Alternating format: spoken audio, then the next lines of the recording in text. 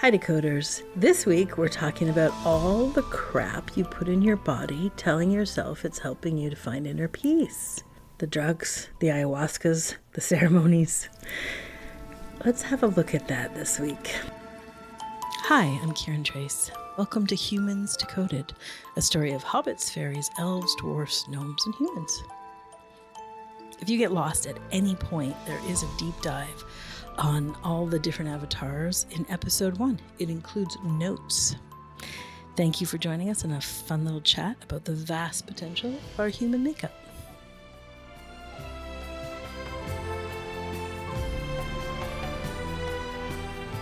Hi, Leela. Hi, Cami. Guys. Hi, everybody. Kiran, Leela, Decoders, people of the globe. Hi, Decoders. Yeah, so happy to be here again with you all. And yeah, looking at this quite chunky topic, substances and things we put in our body.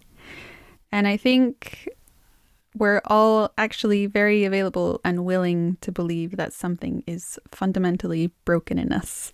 So when someone offers a really quick fix, it's like, I want in, take me there, gimme. And that quick fix can look like so many things: alcohol, recreational drugs, microdosing psychedelics. I mean, there's so many offers on the table, you wouldn't have to reach out very far to stick your hand in something and just pull out the thing of choice. And I think it can come from good intentions. I have a cousin who was very devoted to ayahuasca for a while, and she did the ceremonies very respectfully.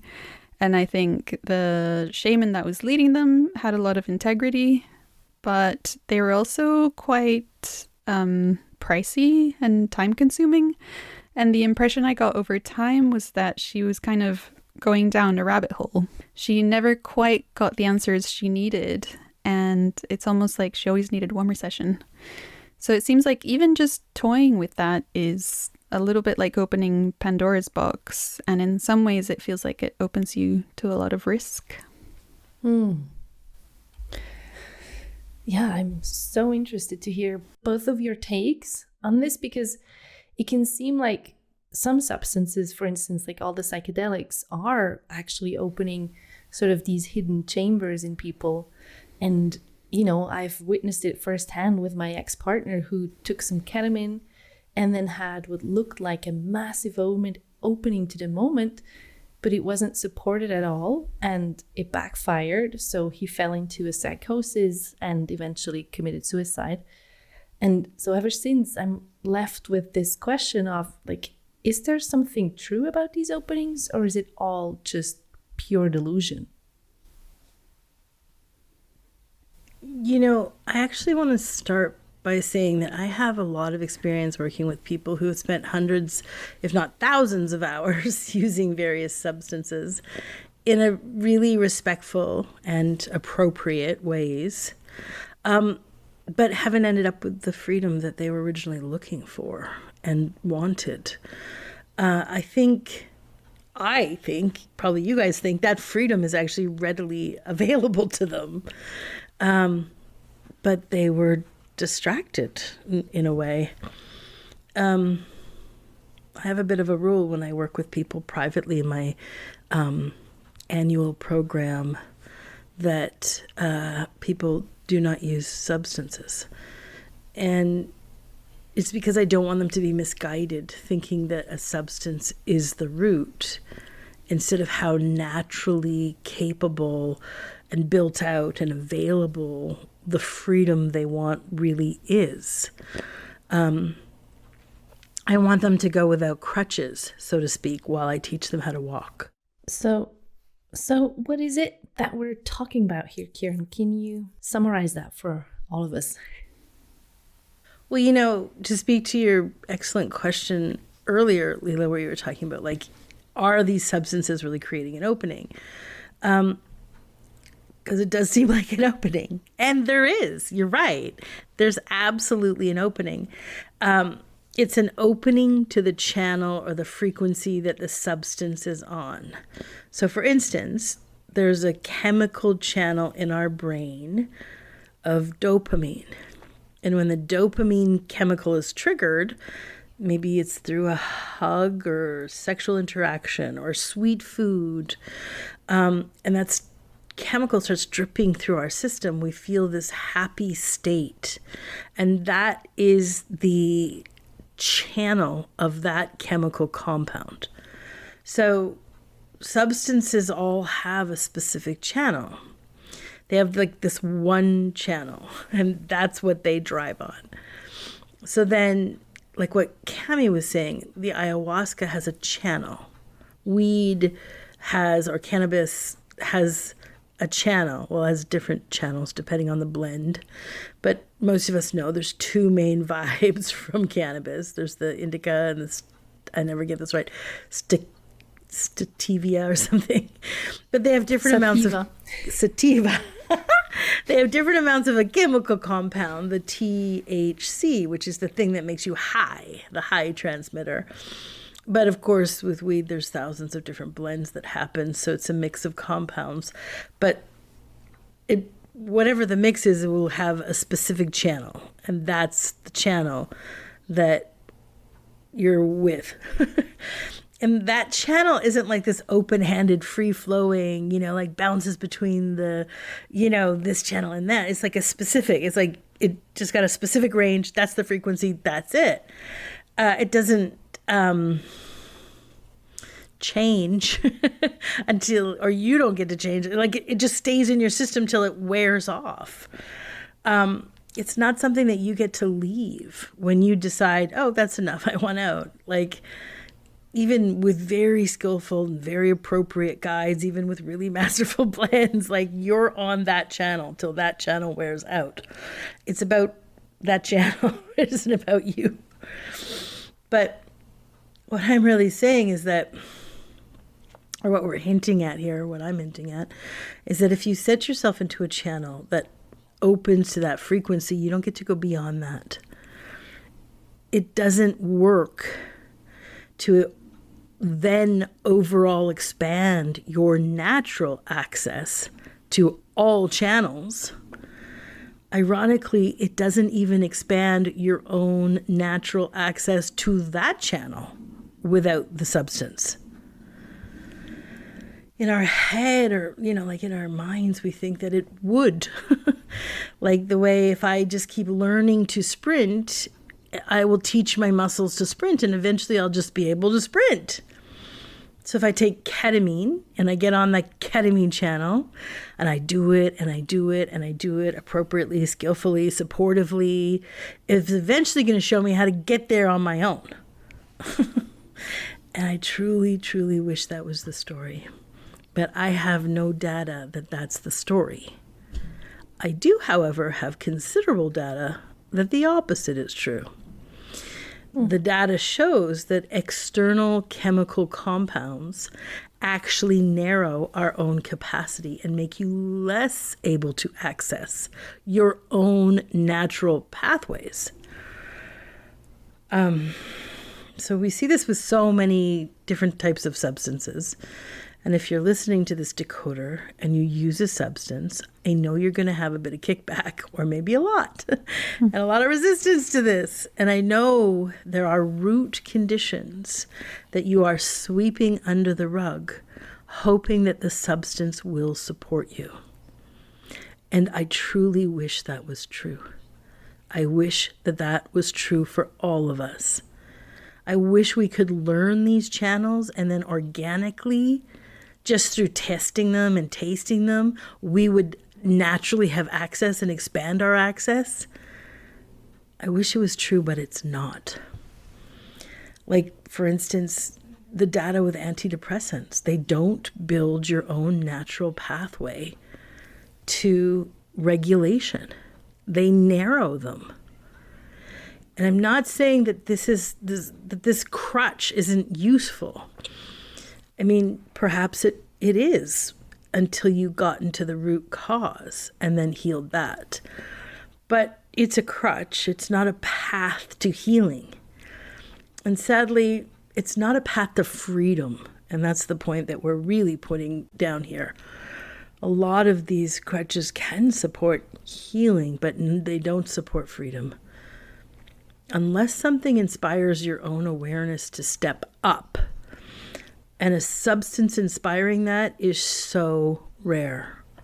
It is so rare. The data points to an overwhelmingly direction of indulging your resistance to cultivating it. So that makes me think of, all the hippies who took a bunch of acid. And specifically, I'm thinking of Ram Dass, who first started as a psychology professor at Harvard. And he studied LSD very attentively, very scientifically, together with Tim Leary, another professor at Harvard.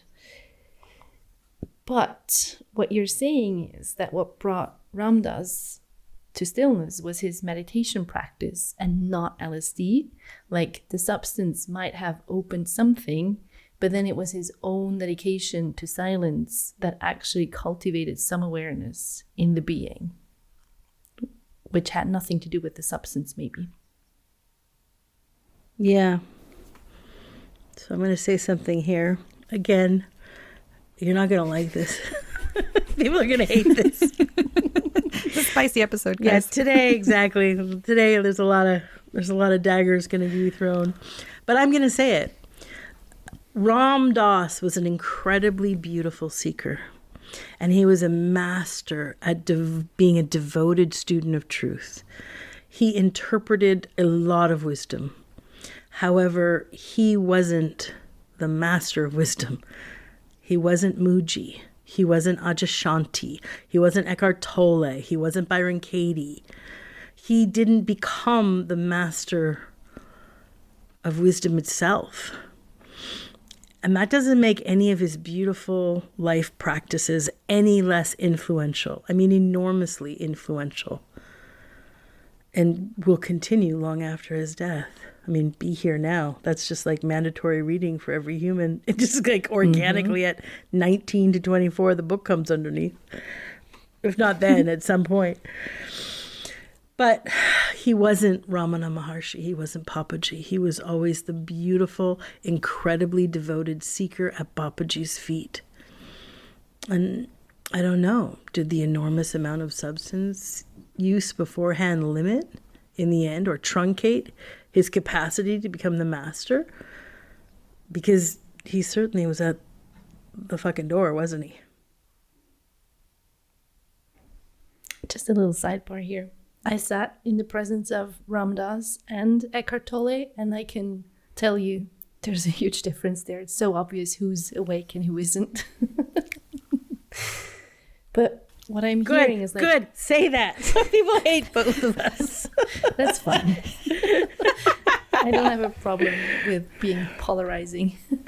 But are you pointing at some unwillingness here, Kiran? Like, is the substance use a form of resistance, basically, a form of unwillingness to actually just be so naked in the moment, or naked with God, as Cami would say? I can hear the collective bristles going up. That terrible word, unwillingness. Fuck you! Fuck you! Kiran, how dare you! But I do think that you raised the most important point here, Leela. What's driving you towards the substance? Is it a part of core resistance? And then it's going to indulge that resistance. Sadly, nobody wants that to be true, but that's what's true. So it's a really beautiful question that you're asking. And I'm not going to stand here and say that absolutely true, all substance indulges our unwillingness to face ourselves. Because then we should begin to define substance and also the ways that we approach them. Some substances, let's say an antidepressant, is it an unwillingness to deal with the root cause or part of an all-inclusive support of how you're going to resolve the root challenges and, in fact, very alive underneath all that is this drive for freedom. The container for which we're reaching for a substance. Oh gosh, more than that. I don't want to say that. Let me see. Sidebar decoders. I think we might be underestimating you when we're saying that you're going to be bristling or throwing darts at us. Like, in truth, I think you guys are really amazing and really aware. And I think most of our audience is happy to get pointed out to where there might be some unwillingness or blind spots. So what do I want to say?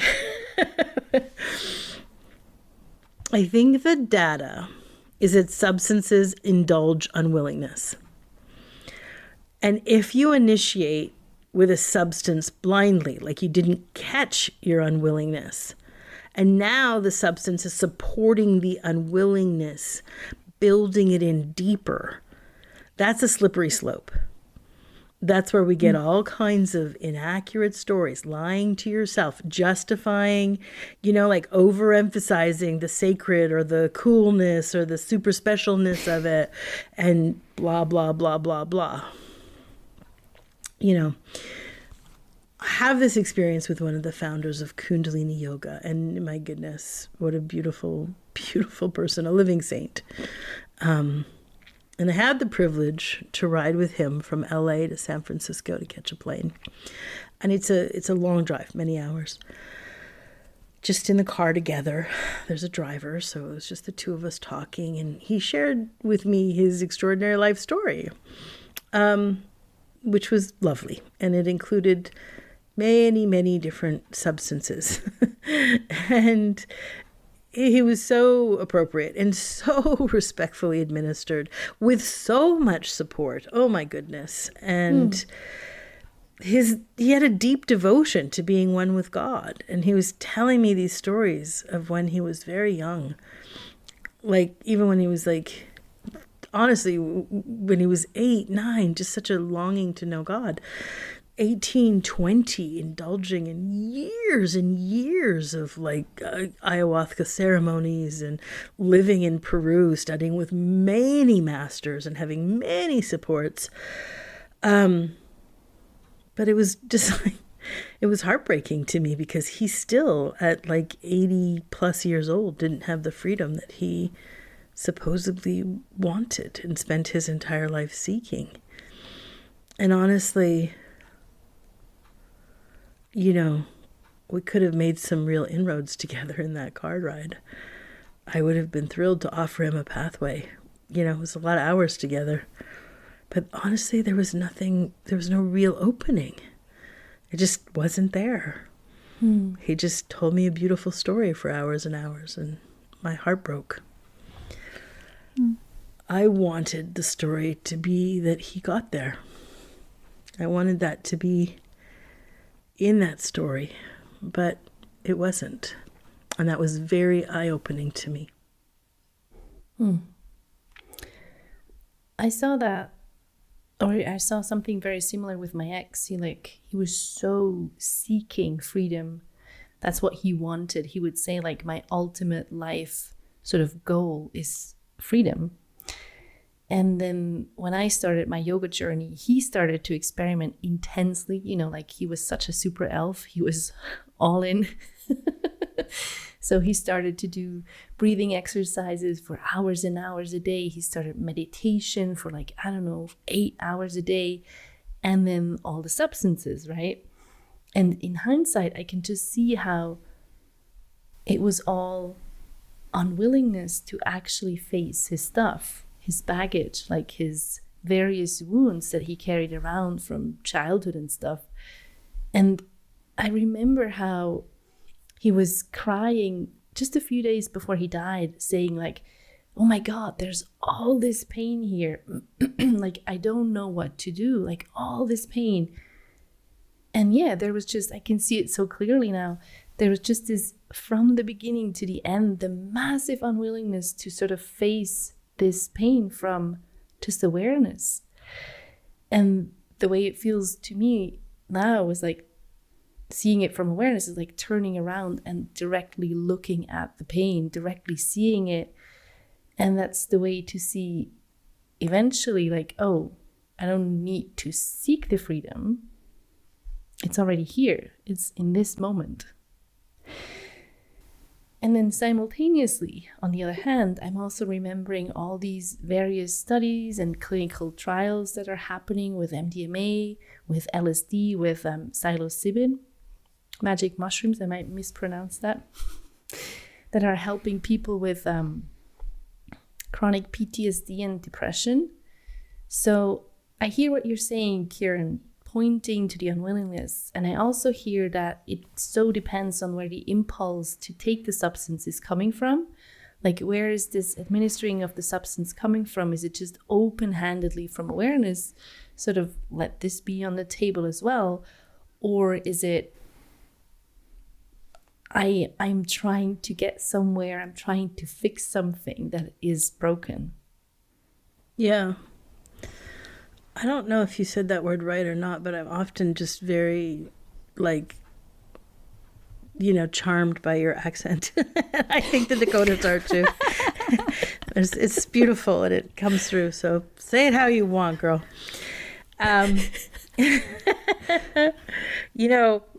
Decoders. Let me tell you. Listen. Listen. I know PTSD. Kind of a little specialty of mine. Nothing like living in a ritualistic, violent childhood and having this intense awakening out of the blue. So kind of a PTSD expert. PTSD, by the way, not trauma. These days that gets a little confused. And as a bonus, I've worked with lots and lots and lots and lots of people with it. So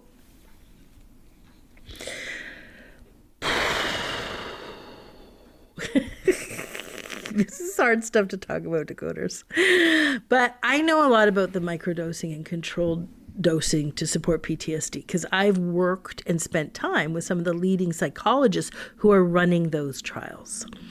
And I'll tell you point blank, they have an enormous unwillingness. I've seen it in them. I've called them on it, but it's only met with more unwillingness. And frankly, hide and run from them. While they are looking for validity in their trials, they are not available to look at their own blind spots. And those blind spots are obvious when you're in the room with them. I mean, obviously to me, but I think all of you guys, it's obvious. It's very smelly. They are spending hundreds of millions of dollars on these trials. And I would say that the substance and the focus there on the substance has profoundly indulged the unwillingness in them. That being said, this is not a story called Boo, Substance, Boo. If you're in a PTSD attack and you want to go that route to get a pause, sure, that's a crutch. Now, personally, we have another crutch, a better route, I think, called get low. It's called stop, drop, ease. Get low, like a bed or the car, the floor. Put cozy things, ease on your body, blanket, socks, something warm. Put a screen on and play Disney movies, And in about 3 hours to 3 days, somewhere in there, your system will calm and re-regulate and pop, you'll be back. And then there's also this overall reset and sort of calibration that your system goes into, which is actually just this bonus of having 3 full days of rest. So, we've tested that again and again and again and again, and it's proven to be wildly effective. And you don't need to be with psychologists, and you don't need to be in a study group, and you don't need an expensive substance, and you don't need support afterwards or before necessarily. You can just stop, drop, and ease whenever and however. But, you can also go any other way. What I guess we're ultimately doing is we're dropping a pin in the run and hide from our stuff, stories, and avoidance patterns, and then paint that we're devoted seekers looking for freedom. Ay, ay, ay, ay, ay, ay, ay. I love it. I love it. Yeah, this is very mind-opening, even for me. I can think of a few scenarios that kind of speak to this a little bit. One of them is when I was still with my ex-husband, and I hadn't realized that it was over. So we were like, oh, this is just an impasse that we can maybe, work through. And I've never really had an interest in drugs. But for some reason, his friend was like, I have some really amazing, great MDMA. And like, do you guys want to try? And I was like, okay, then. And so, yeah, we decided to microdose. So we literally took like a quarter of a half. I mean, it was like a tiny, tiny dose. Because I'd heard that it's this amazing therapy tool.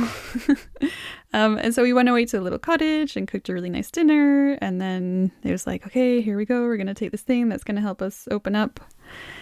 And it did feel like a lot of my walls dropped, and suddenly it was really easy for conversation to flow. And like Kiran said, it opens up this kind of one track, and it feels like very heart-centered, like heart-opening. And then I had some epiphanies about my sacral chakra. I think he also had some like, oh my God, I can't believe I didn't see that before. And so for a minute, it felt like, oh wow, like I think we found a way through. Like we found the thing that was blocking us, and now we can work through it. And so it felt like it sort of gave us a way forward with one of the issues we were having. And then a few months later, we ended up taking it again, not because it was alive at all, but just because we were bored during COVID, and actually it just confused things. I didn't get anything out of that trip. But I think many years down the line, with a lot more hindsight, I'm not really sure what the actual takeaway was. I was already working with Kiran at the time, so I think a lot of these epiphanies were sort of cultivated from awareness and practice. And then in the end, we ended up breaking up anyway. So our agenda to kind of, take some MDMA so we can get closer, like it didn't really, it sort of patched things a little bit and maybe even confused them temporarily. And it did feel like we were in this very exalted state, and in a way almost like having a friend that's overhyping you. I've worked with students who told me that they've done a series of ayahuasca treatments or a series of ketamine or a series of, I don't know, I guess there's like toad saliva, something there. They've sworn to me that the issue was cleared, and that's how they cleared the issue. And gosh, I have dozens of experiences like this with students. When I'm looking at their energy field, I'm looking at their whole system in their body, and it very clearly, it's right there. It hasn't been removed. And they're swearing to me that they healed it. I used to have these problems, and then I did this for the last 2.5 years, and now it's healed. This teacher that I was working with supported me, and I just don't have these problems anymore. And I'm like literally looking at their energy field, and I'm like, I don't know what you're referring to. Because you can see that it's right there, and it's still incredibly charged. Every time they're saying the words, it's lighting up. There's no way they're walking through the world without that triggering. So where are they? Where is their consciousness? And this is just really silly and unnecessary to me. Like, what are we doing here? And that happens a lot. And I don't want to say this to confuse you decoders. Like, as Cami's saying, when you're confused. When you've bubbled off into a la story. Like what I'm saying is, if you're moving to a substance in a way that's indulging this hide and run thing, and then it's only going to indulge unwillingness. Substance will only indulge unwillingness. That's the data. Which is fine if you're using it as a brief crutch to get a pause, but it's a slippery slope. And then you start lying to yourself, and then you start lying about all these other things. And what I'm saying is, like, this is not a confusing story. And that's why it's like, this is silly and unnecessary. Why are you sitting with me and telling me that this isn't triggering when we both know this is triggering? Yeah, I would say that second time around was definitely an example of the latter. It just, I don't know. There's a lot of, attachment to staying together. Like maybe just one more time and see what else we find out. But it just prolonged the confusion for sure. But yeah, I have another story I was going to share from a close friend. And I think that's more of an example of, a sort of support that she had. But she's also in the community and she does practice and is very acquainted with awareness. But she was on antidepressants for a very long time. And we went away together for a couple of weeks and she forgot them at home, literally across the world. So for the first time in 12 years, she was like, oh my God, I don't have them. And she basically just went cold turkey. She just stopped cold.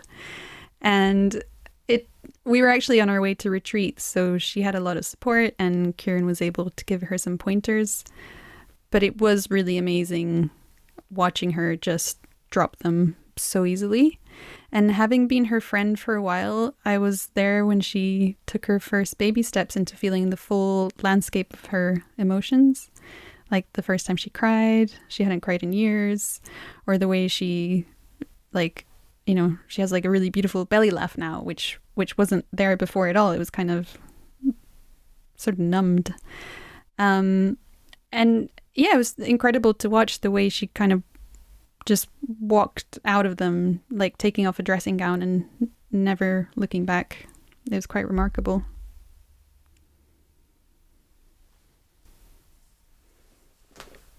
Makes me want to share a bit from my own experiences with substances. And the funny thing is, like Cami said, me too, I've never wanted to do drugs. It always felt like it's too dangerous. This is not for you. You will get addicted instantly. So I never did, except for after I already knew sort of who and what I am, like that source is me. It's funny. But so I tried 3 different substances and all of them put me on this one channel, as Kiran was saying, as Cami is saying. And it's this very exclusive channel. Like it's not the source channel that is inclusive and everything is present and alive.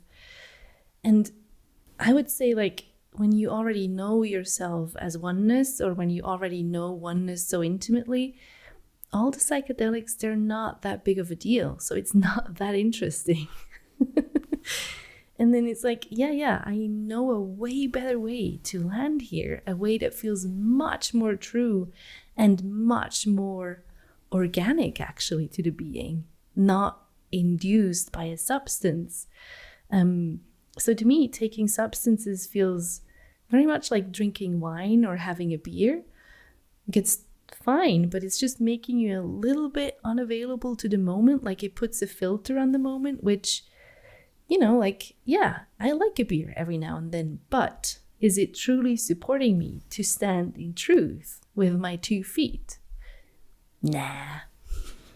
If I'm very, very honest, no. Yeah, right. It's not leading you to freedom per se. Nah. Unless it is. Let's just say this. Okay, so a beer every now and then, even though it puts a filter on the moment, as you rightfully say, can be part of the moment. Mm-hmm. And it's weird, but decoders, here's the tell. Here's how you know. If it's in support of the moment, it can easily be picked up and easily put down. And that's through your very lightly conscious choice. Not like just so soft a choice to put it down or put it up. You don't have to work for that choice. So if that's happening, it could be a good kind of crutch to, like, as a metaphor, support your gait. But like open-handedly curiosity, perhaps the channel of the substance will support your blindness, your karma. It might just poke at it really beautifully or disrupt and make the blindness obvious. But the substance won't be grippy. It won't be needed. It won't even be part of your story because it's not the primary focus. Your own practice, your own awareness, your own looking at what you've been hiding and what you've swept under the carpet remains the primary. Like, people with ADD often find that weed can be a really good stabilizer. Like, it helps them to stay focused. But is it? Is it a supportive tool? Or is it indulging an unwillingness to stabilize this amazing gift, this super magical ADD brain, which is an instant mastery brain? Or are we sweeping a bunch of shame and a bunch of old bullshit under the carpet and not looking at it and taking weed and being like, this is the thing that keeps me not different? I don't know. Like, I don't want to put words in front of people, but gosh, it feels like we've only hit the tip of the iceberg. Yeah. Like, I just want to ask more questions and go in more deeply. But we like to give you little morsels. We don't like to tax anybody so much. We've all had a long week. It's getting darker in the northern hemisphere. So we're going to save the rest for next week. Yeah, let's pause it here. Let's digest these ideas. Our beautiful southern hemisphere people get to go out and play in the sun, and our northern people get to go and cozy up to a book, although everybody can do either. This is enough for now. We want to hear from you too. If you feel like you got a big strong kickback, to this thing, it's a really good little poke to go have a look and see if you know something and you're hiding from yourself about that. But if you have some stories to tell or whatever, and we can continue this conversation, dare I say, next week. Let's give the three of us a break. Also, yes. It's quite substantial to talk about substances, isn't it? Okay. Awesome. Talk to you next week. We love you, Decoders. Bye. Thank you for listening. We obviously love hearing what you think. Your feedback helps us make a better show for you to listen to. So feel free to comment, and you can do it at Facebook, which is the Humans Decoded podcast. And if you're not on social, you can always email any questions to us at outreach@kirantrace.com. And thanks for listening. We love you.